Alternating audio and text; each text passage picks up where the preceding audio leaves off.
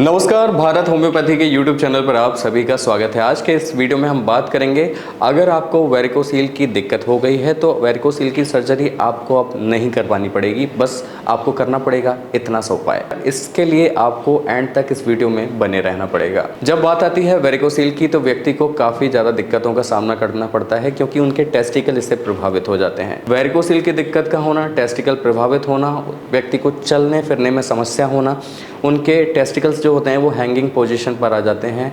व्यक्ति को काफ़ी पेनफुल सिचुएशन का सामना भी कभी कभी करना पड़ता है। और अगर ये जो प्रॉब्लम है, अगर ये माइल्ड से सीवियर तक पहुंच जाए तो फिर परेशानी काफ़ी ज़्यादा बढ़ भी जाती है।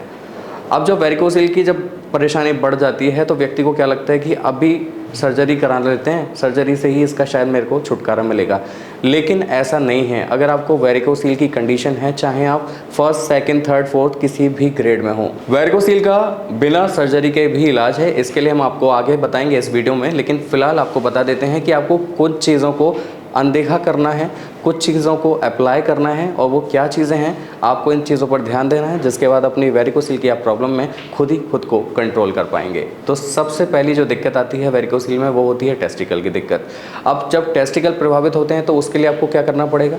वेरिकोसील में डाइजेशन की वजह से आपका जो ब्लड है उसमें कहीं ना कहीं ऑब्स्ट्रक्शंस आने लग जाते हैं। उसमें जो गड़बड़ियाँ होती हैं वो आपके डाइजेशन के लिए सबसे बड़ी रीज़न बन जाती हैं। यानी कि आपका डाइजेशन बेहतर नहीं है, आपको कॉन्स्टिपेशन है, आपको कब्ज़ है, आपको एसिडिक प्रॉब्लम रहती हैं। तो ये सबसे बड़े इशू होते हैं जो धीरे धीरे करके वेरिकोसील को डेवलप कर देते हैं, क्योंकि ब्लड फ्लो उसी की वजह से गड़बड़ाता है। तो क्या करना पड़ेगा?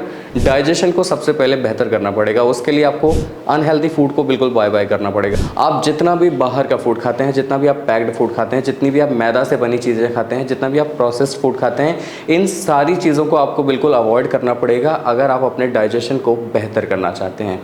अगर आपका डाइजेशन दुरुस्त होगा, बेहतर होगा, तो फिर आपको वेरिकोसील की जो समस्या है वो बनेगी नहीं, और अगर बन गई है तो आगे बढ़ेगी नहीं। तो उसके लिए इन सारी चीज़ों को आप अवॉइड कीजिए, और ख़ास करके क्या करेंगे?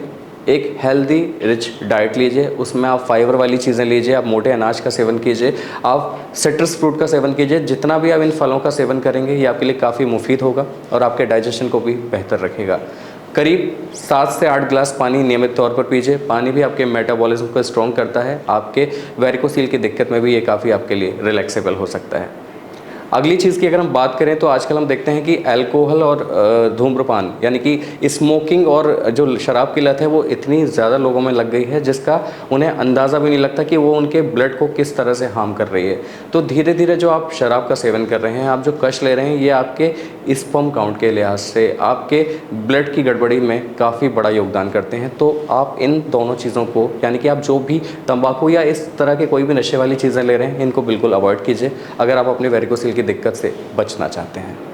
तीसरी चीज़ की अगर हम बात करें तो एक हैवी वेट एक्सरसाइज, आप वजन उठाने वाला कोई भी काम कर लेते हैं, आपकी जॉब्स ऐसी होती हैं कि आप लगातार खड़े रहते हैं, आप बैठे रहते हैं, तो उस पोजीशन में आपको लगातार एक सिंगल पोजीशन में नहीं रहना है। अगर आप लगातार खड़े रहने का जॉब करते हैं या फिर आप लगातार बैठे रहने का जॉब करते हैं तो उसमें मूवमेंट ज़रूरी है। और इस बात का ख्याल रखें कि अगर आप वेरिकोसील पेशेंट हैं या आपको वेरिकोसील की दिक्कत है तो आप हैवी वेट एक्सरसाइज भूल कर भी ना करें और ना कोई हैवी वजन उठाने वाला काम करें। अगर बहुत ज़्यादा ज़रूरी है तो फिर आपको क्या करना पड़ेगा? इसमें सपोर्टर्स और लंगोट का यूज़ हमेशा कीजिए। आप सुबह से शाम इसको वियर करके रखिए अगर आप वेरिकोसील की दिक्कत से गुजर रहे हैं। ये आपके लिए काफ़ी प्रोटेक्टिव होगा, ये आपको काफ़ी आराम देगा और आपकी जो परेशानी है उसे बढ़ने नहीं देगा। अब बात आती है कि ये जो सारी चीज़ें हमने आपको बताई हैं, इनका आपको विशेष ख्याल रखना है, ध्यान रखना है। अब बात आती है कि वेरिकोसील की दिक्कत हो गई है, हमें सर्जरी के अलावा कोई उपाय नहीं सूझ रहा है, तो वेरिकोसील का होम्योपैथी में बेस्ट ट्रीटमेंट है, 100% क्यूरेबल ट्रीटमेंट है, बिना सर्जरी के, बिना किसी चीड़-फाड़ के। आप वेरिकोसील की किसी भी कंडीशन से गुजर रहे हों, हमारे भारत होम्योपैथी के डॉक्टर्स ने यहाँ पर कई सारे पेशेंट को ठीक किया है। वो चाहे वेरिकोसील के फर्स्ट ग्रेड में हो, सेकंड में हो, थर्ड में हो, फोर्थ में हो, वो किसी भी ग्रेड में आए हों, लेकिन आज वो अपनी खुशी खुशी लाइफ जी रहे हैं, वो भी बिना किसी सर्जरी के, वो भी बिना किसी चीड़ फाड़ के। क्योंकि भारत होम्योपैथी में जो मेडिसिन तैयार किए जाते हैं वो व्यक्ति की कस्टमाइज मेडिसिन तैयार की जाती है, व्यक्ति की सारी परेशानियों को, उसकी कंडीशन को देखकर तैयार की जाती है, जिसके बाद वो अपनी वेरिकोसील की दिक्कत को लेकर आते हैं काफ़ी बड़ी, लेकिन जब वो जाते हैं तो वो बिल्कुल फ्री होते हैं, उससे बिल्कुल निजात पा चुके होते हैं। तो अगर आप वेरिकोसील की दिक्कत से गुजर रहे हैं, अगर आपका मन बन चुका है कि आप सर्जरी कराना चाहते हैं, तो आप एक बार होम्योपैथी मेडिसिन को ज़रूर अपनाएं। और इसके लिए आपको क्या करना पड़ेगा, इसके लिए आपको हमारे भारत होम्योपैथी के डॉक्टर से संपर्क करना पड़ेगा। नंबर्स आपके स्क्रीन पर हैं। मुझे उम्मीद है आज की इन्फॉर्मेशन, आज का ये वीडियो आपको समझ में आया होगा, पसंद आया होगा। अगर आपको ये वीडियो पसंद आया हो तो आप हमें लाइक, शेयर, सब्सक्राइब, कमेंट करना ना भूलें। अगले वीडियो में आपसे फिर होगी मुलाकात, तब तक के लिए नमस्कार।